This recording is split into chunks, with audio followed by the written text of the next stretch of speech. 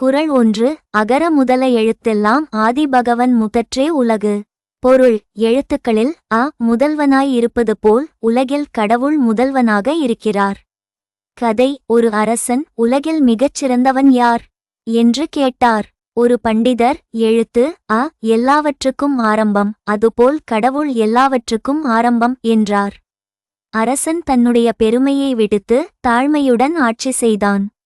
குறள் 2. கற்றதனால் ஆய பயனென்கொல் வாலறிவன் நற்றால் தொழார் எனின். பொருள்: கற்ற கல்வி இறைவனை வணங்காமல் இருந்தால் பயனற்றது. கதை: ஒரு மாணவன் அறிவில் பெருமை கொண்டான். ஒருநாள் அவன் கடவுள் பற்றிய கேள்விக்கு விடை சொல்ல முடியாமல் நின்றான். அதன்பின் அவன் தாழ்மையுடன் இறை வழியை நாடி அறிவுடன் பணிவும் சேர்ந்தான். குறள் 3. மலர்மிசை ஏக்கினான் மானடி சேர்ந்தார் நிலமிசை நீட்டுவாழ் வார்.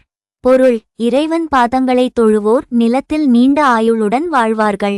கதை: ஒரு விவசாயி தினமும் கடவுளை வணங்கி தன் வேலையை செய்தான். கடவுளின் அருளால் அவன் பயிர்கள் செழித்து வளர்ந்தன.